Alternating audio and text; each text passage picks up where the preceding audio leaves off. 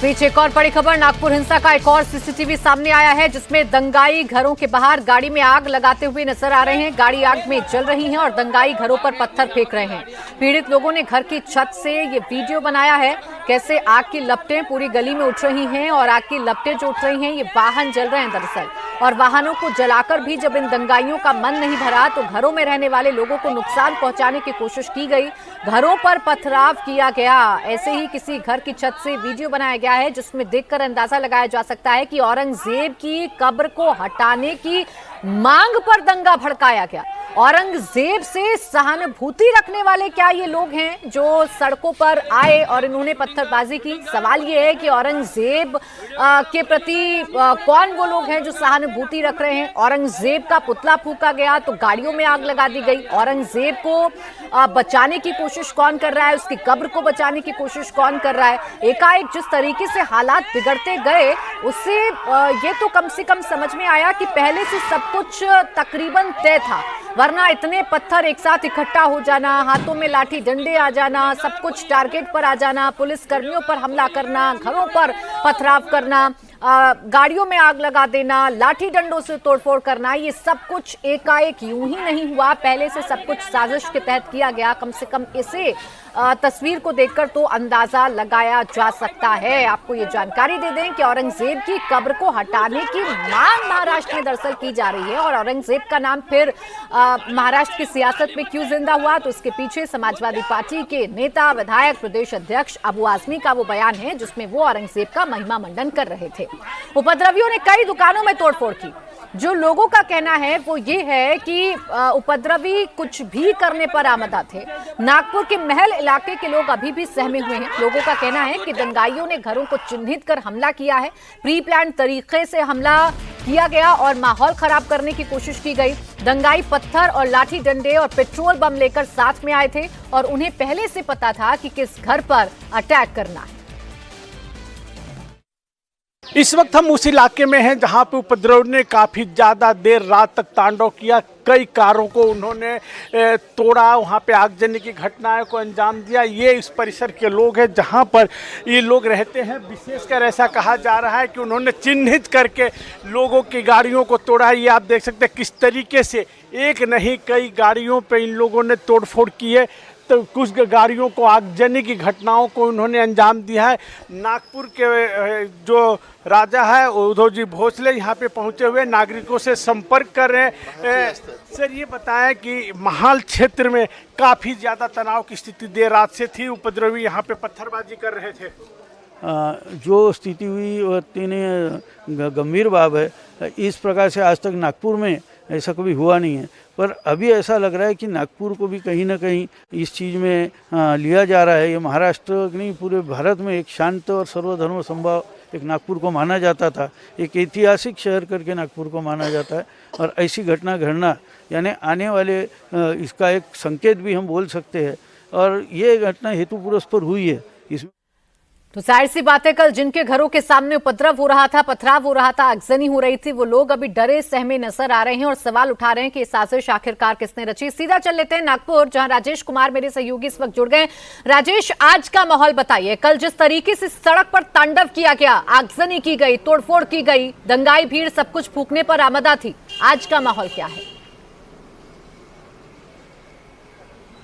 देखिए, अब जब थोड़ा माहौल शांत हुआ है प्राची, तो जिन लोगों के घर में या जिनकी गाड़ियां तोड़ी गई हैं वो अपने घरों से निकल रहे हैं और वो देख रहे हैं कि उनका कितना नुकसान हुआ है। क्योंकि कल रात को देर शाम को जो माहौल यहाँ पे था, इस इलाके में था, फिलहाल मैं हंसापुरी में हूँ और यहाँ पे जो माहौल था वो बड़ा आतंकित करने वाला माहौल था। इससे लोग घरों में बंद थे, आज निकले हैं। और आप तस्वीरें देखिए कि जहां जिस गली से मैं गुजर रहा हूं इन इलाकों में, वहां पे इसी तरीके से गाड़ियों में तोड़फोड़, गाड़ियों में आगजनी, बड़े बड़े पत्थर जो हैं वो बिखरे पड़े हैं। लेकिन एक जो बात निकल कर सामने आई उसमें ऐसा लग रहा है कि प्लान तरीके से अटैक हुआ। और वो इसलिए कहा जा रहा है, जो पत्थर आप देख रहे हैं, मैं आपको दिखा दूंगी कितने बड़े बड़े पत्थरों से यहां पर हमला किया गया है।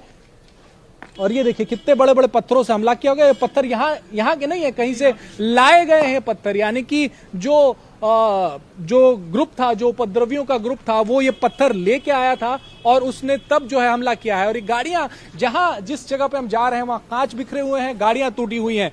लोगों का यहाँ कहना है कि पहले सीसीटीवी कैमरे तोड़े गए, यानी कि जिन लोगों ने हमला किया है वो जानने वाले लोग हैं, ऐसा यहाँ लोगों का आरोप है। पहले उन्होंने सीसीटीवी कैमरा चुन चुन कर तोड़े हैं और उसके बाद जो दूसरा ग्रुप आया उसने तोड़फोड़ की है। कितने सीसीटीवी कैमरे टूट गए सर यहाँ? मेरे खुद के 4 कैमरे टूटे हुए हैं, भाई साहब के 3 टूटे हुए हैं, यानी आसपास के कम से कम 25 कैमरे तोड़े उन्होंने। दिखाएंगे कहाँ का कैमरा? बिल्कुल, ये देखिए, एक कैमरे का देखिए वायर लटका हुआ दिख रहा है, पूरा कैमरा गायब है ये।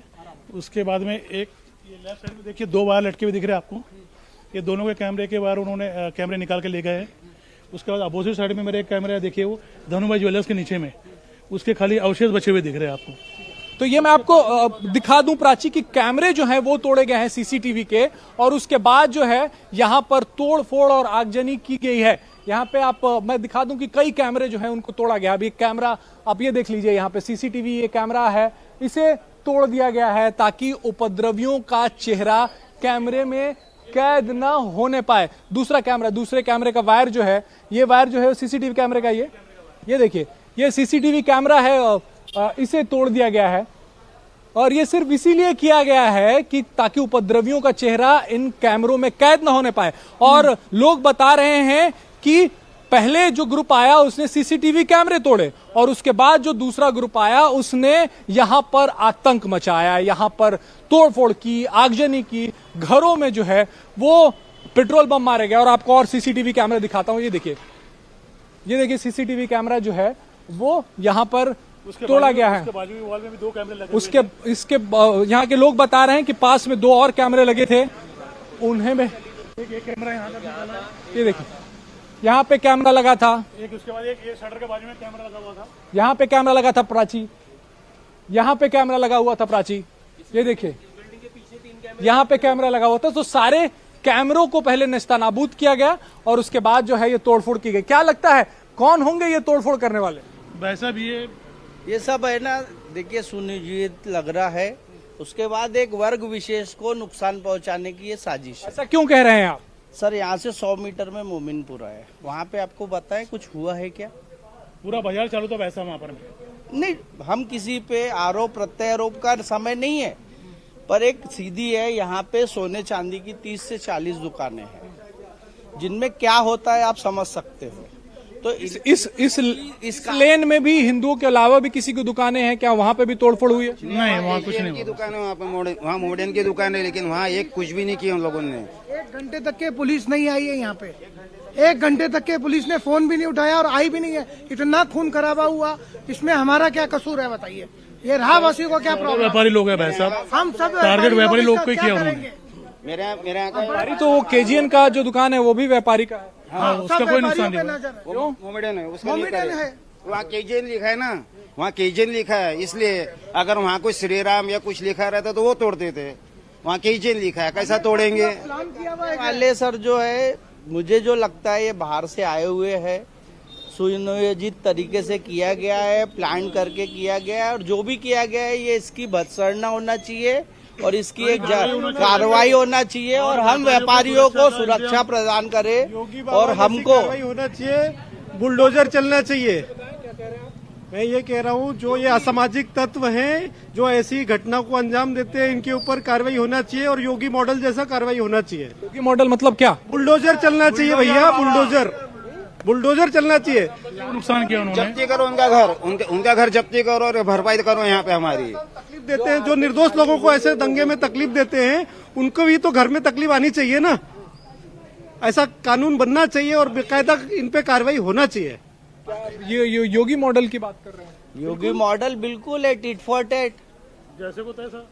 भैया क्या कसूर था? देखिए योगी जी ने क्या बोला कि जिसको जो दिखा उनने वो पाया। तो हमको यहाँ दिख रहा है, हम भी कुछ पाने के हकदार है कि नहीं? न्याय तो पा सकते हैं, अन्याय तो नहीं होना चाहिए। आज ऐसा नहीं है ये छोटी गली है, यहाँ पे करोड़ों का रोज का व्यापार होता। चूड़ी की विदर्भ की सबसे बड़ी मंडी है ये। लोग व्यापार कैसे करेंगे, दुकान कैसे खोलेंगे? सोने चांदी की दुकानों में महिला का आवागमन सबसे ज्यादा होता है। क्या किस तरह की कार्रवाई? मैं चाहता हूं कि यहाँ पर सबसे पहले तो पुलिस ने अपना बंदोबस्त लगाना चाहिए, क्योंकि ये एरिया कह रहे हैं योगी मॉडल की कार्रवाई होगी। योगी मॉडल से होना ही चाहिए बिल्कुल। जिन्होंने तोड़ा है उसको भरपाई करना ही पड़ेगा। अगर आपने नुकसान कराया है तो उसका नुकसान की भरपाई आपको ही करनी पड़ेगी ना, क्योंकि हमने तो कोई दंगा नहीं किया, हमने तो किसी को कभी कुछ नहीं बोला। हम व्यापारी लोग, हमारे लिए सभी बराबर है। जी ठीक है राजेश, देखिए बड़ी बात है, यहाँ जो लोग बता रहे हैं उसे देखकर तो यही समझ में आ रहा है कि जानबूझकर एक विशेष वर्ग को टारगेट करने की कोशिश की गई, माहौल को बिगाड़ने की कोशिश की गई। अब दंगे के बाद की जो तस्वीरें हैं या हिंसा की जो तस्वीरें हैं राजेश, वो भी एक बार दर्शकों के सामने रखिए। बिल्कुल, मैं वो तस्वीरें प्राचीन लोगों को दिखा दूं। मैं उस क्लिनिक में आपको लेके चलता हूं, जिस क्लिनिक का जो क्लिनिक बंद था, डॉक्टर का क्लिनिक है। इसका दरवाजा जो है वो तोड़ा गया। यहाँ पे इस दरवाजे को तोड़ कर अलग किया गया। ये देख रही हैं अब, ये टूटा हुआ दरवाजा है। इस दरवाजे को तोड़कर अलग किया गया। फिर अंदर घुसे हैं ये उपद्रवी जो थे, उन्होंने यहाँ पर एक छोटा सा मंदिर था, उस मंदिर को तोड़ा है। उस मंदिर को तोड़ा है और फिर अंदर बाइक पड़ी हुई थी, उस बाइक में तोड़फोड़ की है। और अंदर देखिए पूरे क्लिनिक को तहस नहस कर दिया है। जो भी यहाँ पर दवाइयां थी, मरहम पट्टी का सामान था, सब कुछ यहाँ पर तहस नहस तोड़ फोड़ करके पूरे इस क्लिनिक को नेस्तनाबूद जो है वो इन उपद्रवियों ने किया है। मैं आपको बाहर लेके चलता हूँ, बाहर की तस्वीरें भी मैं आपको दिखाता हूँ कि किस तरीके से बाहर में इन आतंकियों ने, उन उपद्रवियों ने, मतलब जो भी हाथ लगा उसमें आग लगाया। अभी ये बेंच देख लीजिए, यहाँ पे बेंच पड़ा था, इसमें आग लगा दिया। जो उन्हें दिखा उसमें आग लगाया। यहाँ पे तकरीबन 1 दर्जन से ज्यादा मोटरसाइकिल्स थे, जहाँ पे उनमें सब में आग जो है, आग के हवाले इनको कर दिया गया। बताया जा रहा है कि यहाँ पे कार लगी हुई थी, कार को भी आग के हवाले किया। कार को फिलहाल यहाँ से हटा लिया गया है और लोग अब इस वक्त अपने अपने घरों के बाहर बैठे हैं और ये सोच रहे हैं कि जो नुकसान उन्हें उनका हुआ है उसकी भरपाई कैसे होगी और जो नुकसान उन्हें हुआ उसमें उनकी क्या गलती है, यह फिलहाल वो सोच रहे हैं। और जो उस वक्त का माहौल था, जो उस वक्त का मंजर था, जो उस वक्त की तस्वीरें हम देख रहे हैं, उससे अंदाजा लगाया जा सकता है कि खौफ का माहौल इस पूरे इलाके में फैला हुआ था। ऐसे 5 से 6 पुलिस स्टेशन के इलाके हैं नागपुर के, जहां उस बिल्कुल देखिए राजेश, माहौल देखकर या इन तस्वीरों को देखकर तो अंदाजा लगाया जा सकता है कि कल भीड़ के टारगेट पर कौन था और कैसे सब कुछ सोची समझी साजिश के तहत अंजाम दिया गया। बहुत शुक्रिया आपका राजेश, तमाम जानकारी देने के लिए।